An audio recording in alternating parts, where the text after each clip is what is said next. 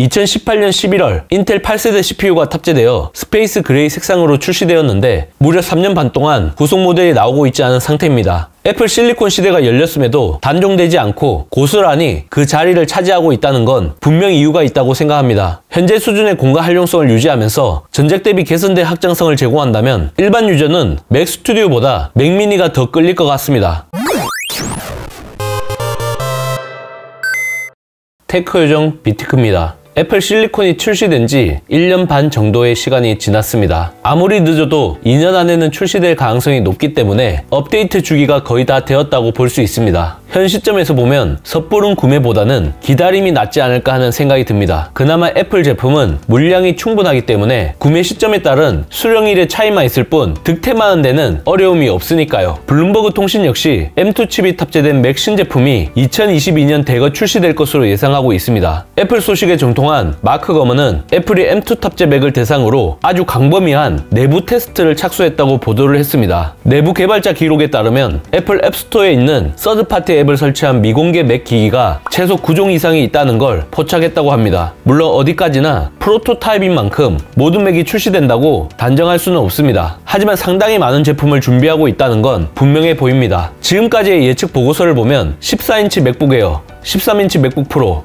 맥 미니, 맥 프로, 그리고 아이맥이 올해 출시될 것으로 보고 있습니다. M2 칩이 장착된 맥북 에어의 코드명은 J413이라고 합니다. 8개의 CPU 코어와 메인 프로세싱을 처리하는 컴포넌트, 그리고 그래픽을 위한 10개의 코어를 갖게 될 것이라고 하는데 현재 맥북 에어의 GPU 코어에서 2개 더 증가한 수치입니다. M2 칩이 장착된 맥 미니의 코드명은 J473이라고 합니다. 기본형은 맥북 에어와 동일한 사양을 가지는데 놀랍게도 M2 프로 칩을 탑재한 변형 모델이 있고 코드명은 J474라고 합니다. 보급형 13인치 맥북 프로의 코드명은 J493이라고 합니다. 맥북 에어와 동일한 사양이지만 휴대성이 상대적으로 조금 떨어지는 대신 썬더볼트 단자와 같은 확장성이 조금 더 좋아질 것으로 예상됩니다. M2 프로와 M2 맥스 칩이 장착된 14인치 맥북 프로의 코드명은 J414라고 합니다. M2 맥스는 CPU 코어 10개, GPU 코어 32개에서 더 늘어난 CPU 코어 12개, GPU 코어 38개를 갖고 있으며 최대 64기가의 램을 제공할 예정입니다. 차기 맥 프로의 코드명은 J180이라고 합니다. 맥 스튜디오에 탑재된 M1 울트라 칩에 개선 버전이 적용될 것으로 보입니다. 14인치 및 16인치 맥북 프로 후속 모델과 15인치 맥북 에어는 2023년에 출시될 것으로 예상됩니다. 개인적으로 가장 기대가 되는 제품은 바로 M2 맥 미니입니다. 최근 출시된 스튜디오 디스플레이 펌웨어에서 맥 미니에 대한 참조가 발견되면서 오는 6월 개최되는 세계 개발자 대회, 즉 WWDC 2022 발표설에 힘을 실어주고 있습니다. 왜냐하면 해당 모델의 식별자를 보면 기존 출시된 맥 미니와 일치하지 않기 때문입니다. 맥 스튜디오라는 하이엔드 PC가 처음 등장했을 때는 분위기에 휩싸여 열광을 했지만 냉정하게 생각해보니 오히려 맥 미니에 비해 애매모호한 컨셉을 갖고 있어 계륵 같은 느낌이 들었습니다. 여기에는 크게 3가지 이유가 있습니다. 첫 번째, 성능의 한계입니다. 맥 스튜디오의 경우 M1 맥스와 M1 울트라 칩을 선택할 수 있는데 M1 울트라는 울트라 퓨전 기술을 통해 2개의 M1 맥스 칩을 탑재한 것입니다. 이론적으로는 CPU, GPU, 뉴럴 엔진 등 모든 점에서 2배 정도의 성능이 나와야 하지만 해외 리뷰어들의 테스트 결과를 보면 그렇지 않다는 걸 쉽게 확인할 수 있습니다. 어도비 라이트룸에서 사진을 가져올 때는 놀랄만한 성능이 나오지만 영상 편집 프로그램인 프리미어 프로 같은 경우 렌더링이나 내보내기 작업 시 5% 내외의 성능 향상이 이루어집니다. 그리고 일반적인 작업에서 M1 맥스 대비 성능 체감을 느끼기 힘들다고 합니다. 맥 스튜디오 기본형과 고급형의 가격 차이를 보면 무려 270만원이나 나는데 가성비를 생각하면 절대 추천하기 힘든 부분이 있습니다. 만약 루머처럼 차기 맥 미니 고급형에 M2 프로 라인업이 새롭게 신설된다면 M1 맥스와의 성능 격차도 줄어들기 때문에 굳이 성능적인 이유로 맥 스튜디오를 고집할 이유는 없을 것 같습니다. 두 번째는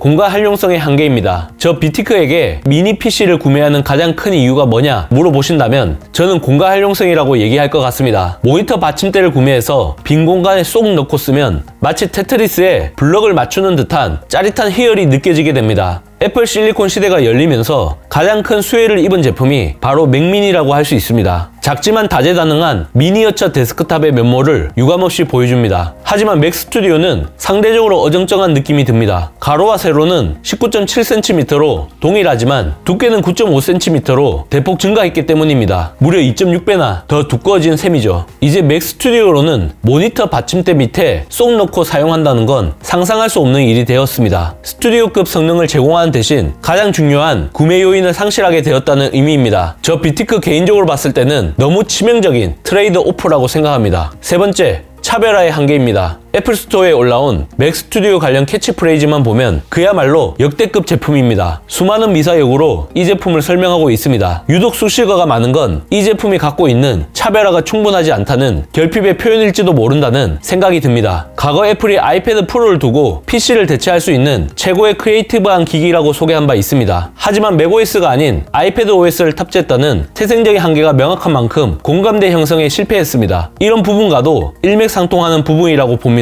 만약 기대했던 성능과 공간 활용성 측면에서 만족스럽게 느껴지지 않는다면 맥 스튜디오는 참으로 애매모호한 제품이 됩니다. 물론 확장성이 상당히 좋아지긴 했지만 이것만 보고 구매하기에는 너무나도 고가의 제품입니다. 개인적으로는 발열 관리를 위해 한층 더 넓어진 내부 공간을 활용했다면 어떠했을까 하는 생각도 듭니다. 예를 들어 정전과 같은 긴급 상황이 발생하더라도 본체가 꺼지지 않게 작은 배터리가 탑재되었다면 확실한 차별화 요소가 되었을 겁니다. 창조의 원동력이라는 캐치프레이즈가 붙는 맥 스튜디오와도 확실히 부합하는 모습을 보여줬을 수 있겠죠. 하지만 현실을 보게 되면 그와 같은 안전장치가 없기 때문에 맥 스튜디오도 맥미니와 마찬가지로 전력 공급이 정상적으로 되지 못하면 언제든지 빈 깡통이 될 수밖에 없는 그러한 운명을 갖고 있습니다. 아직 애플 스토어에는 고급형 인텔 맥미니가 업데이트되지 않고 오랫동안 남아있는 상태입니다. 2018년 11월 인텔 8세대 CPU가 탑재되어 스페이스 그레이 색상으로 출시되었는데 무려 3년 반 동안 구속 모델이 나오고 있지 않은 상태입니다. 애플 실리콘 시대가 열렸음에도 단종되지 않고 고스란히 그 자리를 차지하고 있다는 건 분명 이유가 있다고 생각합니다. 현재 수준의 공간 활용성을 유지하면서 전작 대비 개선된 확장성을 제공한다면 일반 유저는 맥 스튜디오보다 맥미니가 더 끌릴 것 같습니다. 현재 맥 스튜디오 기본형이 $1999이고 고급형 인텔 맥미니가 $1099에 판매되고 있는데 M2 프로 칩이 탑재되는 고급형 모델의 경우 $1299까지 가격 인상이 될 것이라는 전망도 나오고 있습니다. 하지만 저 비티크 입장에서는 그만한 효용 가치를 제공하고 있기 때문에 사지 않을 이유가 전혀 없다고 생각합니다. 그리고 내년에 오매불만 기다렸던 15인치 맥북 에어가 나온다면 맥북 프로 16인치를 팔고 넘어가지 않을까 싶습니다. 맥북 프로 16인치는 너무 헤비하기 때문에 사실상 휴대성을 포기하고 거치용으로 쓰고 있기 때문입니다. 그래서 집에서 사용하는 거치형의 맥미니와 외부에서 주로 사용하는 휴대용의 맥북 에어로 각각의 역할을 완벽하게 구분을 해서 사용을 해볼까 합니다. 공간 활용성 못지않게 유연성을 굉장히 중요하게 생각하는 저로서는 이러한 조합이 가장 큰 효용 가치를 줄 수 있는 이상적인 조합이라는 생각이 듭니다. 이번 영상을 본 여러분들의 생각은 어떠신가요? 잘 보셨다면